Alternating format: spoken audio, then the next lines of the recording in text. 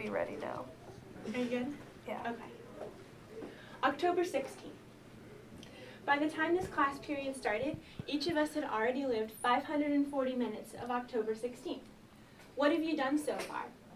I spent the first 405 minutes sleeping and the next 10 minutes wishing I was still asleep. I ate breakfast, brushed my teeth, did my hair, got dressed, and by the time I got into the car to come to school today, I had already lived 465 minutes of October 16th. The remainder of my time so far has been spent at school, and so here I am, having lived 35% of October 16th without really doing anything significant, and I'm guessing your day started off pretty much the same. But October 16th isn't so mediocre for everyone. So today I'm here to inform you how significant October 16th actually is throughout history.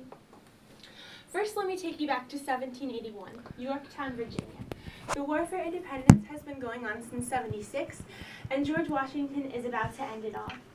Now, if you look in pretty much any textbook, you're going to find October 19th stated as the day the Battle of Yorktown ended, which is true, but the fact is that October 17th through the 19th were spent in negotiations, and the last full day of active fighting was actually October 16th.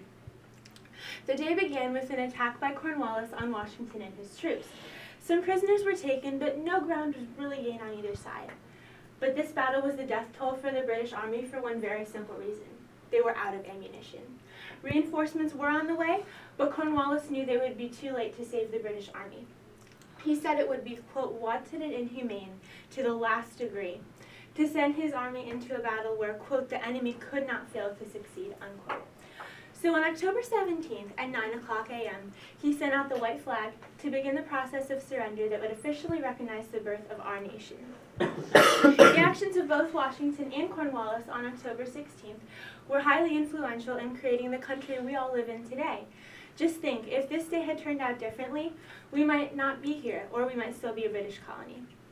So October 16th, 1781, marked a triumph for the American people. And on 1916, October 16th started a movement that's remained relevant to this day. So how many of us have heard of Planned Parenthood in the news recently? Yeah, pretty much everybody. But what you may not know is that Planned Parenthood was actually the culmination of years of efforts by Margaret Sanger, which actually started on October 16th.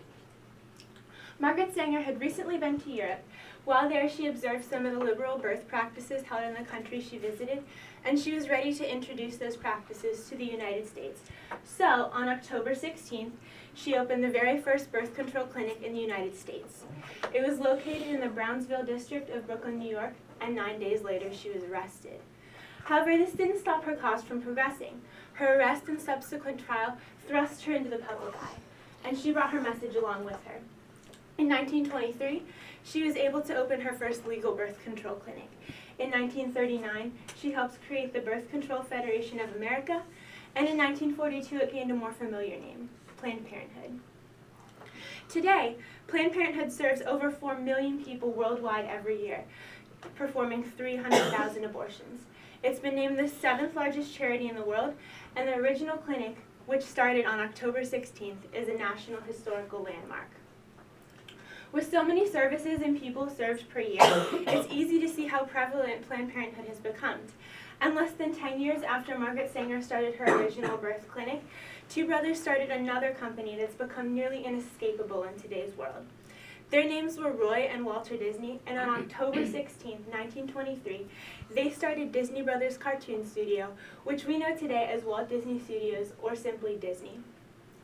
Walt Disney actually started out owning Laugh-O-Gram Studios in Kansas City, but when bankruptcy forced him to close this company, he started over, this time in Hollywood.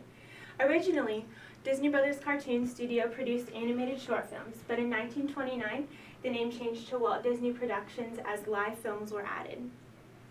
In 1937, Snow White was the first full feature film to be released by Disney.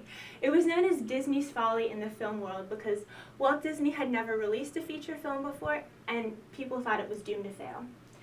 But it proved everyone wrong when it became the highest grossing film of all time. It wasn't top for 2 years, and even recently, it was named the greatest American animated film of all time in 2008. In 1940, Pinocchio became the first Oscar-winning Disney movie, and Disney's actually had over 30 Oscar-winning movies up to this point.